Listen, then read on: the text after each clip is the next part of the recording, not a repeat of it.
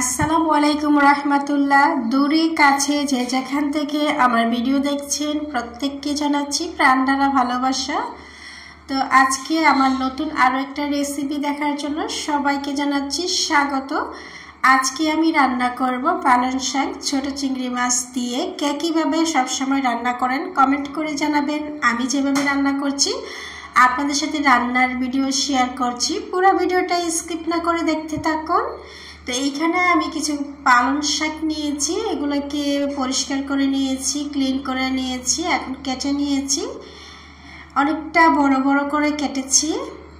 তো কাটা হয়ে গেলে রান্না করার জন্য আমি চুলার মধ্যে প্যান বসিয়ে দেব। এই প্যান বসিয়ে দিলাম, প্যানের মধ্যে দিয়ে দিলাম পরিমাণ মতো অল্প পরিমাণে তেল দিয়েছি। শাক অল্প তাই রান্না অল্প, তেলও কম দিচ্ছি। এই তেলের মধ্যে দিয়ে দিলাম ছোট চিংড়ি মাছ, সামান্য একটু লবণ আর দিয়ে দিচ্ছি সামান্য একটু হলুদ দিয়ে চিংড়ি মাছটা এই তেলের মধ্যে বেশ ভালো করে ভেজে নেব।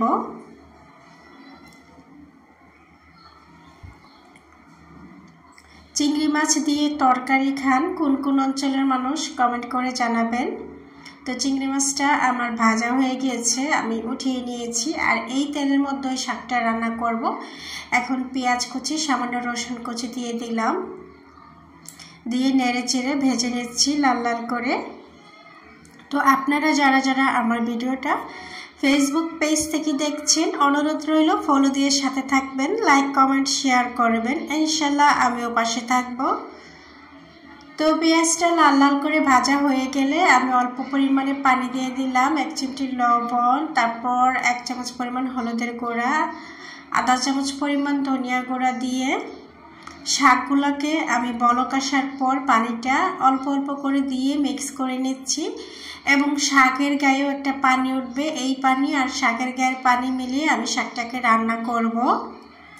আর আপনারা যারা যারা আমার ভিডিওটা ইউটিউব থেকে দেখছেন অনুরোধ রইল আমার চ্যানেলটাকে সাবস্ক্রাইব করে দিবেন এবং প্রতিদিন রান্নার নতুন নতুন রেসিপি পাওয়ার জন্য পাশে থাকা বেল আইকনে টিপ দিয়ে ওকে করে দিবেন। তাহলে যখনই আমি নতুন কোনো রান্নার রেসিপি আপলোড করব আপনার কাছে নোটিফিকেশন চলে যাবে। তো আমি সবগুলো শাক দিয়ে নেড়ে চেড়ে শাকটাকে রান্না করে নিচ্ছি। আমাদের প্রত্যেকেরই প্রতিদিন একটা শাক খাওয়া উচিত, কারণ শাক হচ্ছে ফাইবার জাতীয় খাবার। শাক খেলে কোষ্ঠকাঠিন্য থাকে না, আর অন্যান্য ভিটামিন তো আছেই। আমাদের ঘরে প্রতিদিনই একটা না একটা শাক রান্না হয়। মাঝে মধ্যে যদি মিস যায় আনার জন্য বা রান্নার আলসামের জন্য, তাছাড়া প্রতিদিনই একটা শাক খাওয়ার চেষ্টা করি। কালারফুল শাক হইতে শুরু করে সব শাক, যখন যেই সিজনের যেই শাক থাকে। শাক খেতে কারা কারা পছন্দ করেন কমেন্ট করে জানাবেন। আমার তো বেশ ভালো লাগে। অনেক সময় অনেক শাক পছন্দ করি না, তারপরও খাই পুষ্টিগুণের জন্য, ভিটামিনের জন্য। তো শাকটা রান্না হয়ে গিয়েছে প্রায় 80%। সেই পর্যায়ে আমি 2-3টা কাঁচামরিচ দিয়ে দিয়েছি, দিয়ে এখন গ্রেভিটাকে আরও একটু শুকিয়ে নেব। এটা একটা মাখো মাখো ঝোল থাকবে, বেশি শুকিয়ে নেব না। তো কাঁচামরিচটা দিয়ে 5-6 মিনিট আমি কুক করেছি। এখন রান্নাটা হয়ে গিয়েছে, চুলাটা অফ করে দিয়েছি। এখন আমি পরিবেশন করে নিচ্ছি। এখন বলেন তো চিংড়ি মাছগুলো কোথায়? চিংড়ি মাছ দিয়ে তো রান্না করতেছিলাম, তো চিংড়ি মাছগুলো ভেজে উঠিয়ে রেখেছি। এখন পরিবেশন করার সময় সুন্দর করে সাজিয়ে দিয়ে দিলাম।